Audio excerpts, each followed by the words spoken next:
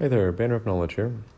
Today we're going to be talking about the very first flag of the United States, called the Grand Union flag, sometimes referred to as the Continental Colors.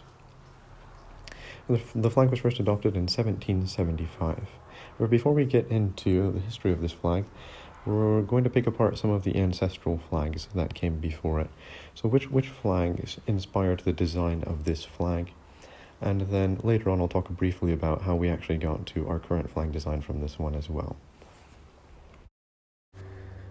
The very first ancestral flags we're going to look at here are from the United Kingdom. We're going to have first a look at the Cross of St. George, also known as the Flag of England. And as you can see here, it's a white background with a red cross right through the center. The Flag of Scotland, on the other hand, right here, is going to be a blue background with white crosses, with a white cross going through it.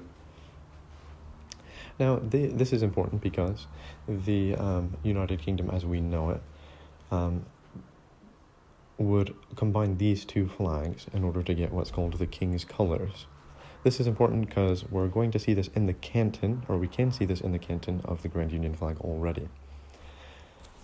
For those of you that do not know what the canton is, just a fancy way of referring to that little square, basically, in the top left of a flag. Now that we know the origin of the King's Colours, we have to jump on over to what's called the British Red Ensign. Now, this was used by British colonists throughout North America, and particularly during the time of the American Revolution. This flag is important because, as you can see, the Grand Union flag is quite literally this design, simply with some added white stripes. Now, this was a very convenient and easy design, because as the American Revolution was first beginning to gain a foothold, they needed a flag to distinguish themselves. And so a very easy thing to come up with was simply to take the British Red Ensign and sew on 6 white stripes. That's essentially what the British colonists did. They had taken... I should say the American colonists, as they were fighting for their independence, essentially had just taken the British Red Ensign and sewn the 6 white stripes into it, and then that's how you get the very first flag of the United States. It's very clear and easy to distinguish from a distance that you would be part of the United States or part of the rebelling colonies, as opposed to the just purely red British ensign. It was first employed by the US Navy, and the Continental Congress had first approved of a navy. This would have been one of the ensign flags that American ships would have flown. Now, in order to get from the Grand Union design to the contemporary design, or just the design that would follow, known as the Betsy flag, I'm sure you've probably seen it if you're from the US, or anywhere for that matter, perhaps you've seen it. It's quite simple. We simply replace the canton of the King's Colours with a circle of 13 stars, and sometimes the stars are in a different configuration.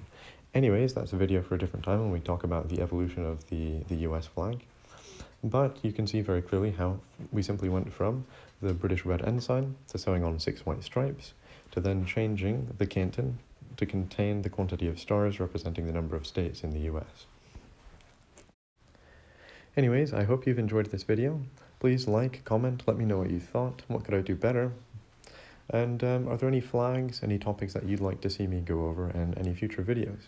Remember that I'm also going to be doing topics such as different world religions, different philosophies as well, and I also take an interest in history, so if there's anything within those different subjects that you'd like to see me do, don't hesitate to comment and I'll look into making a video about it.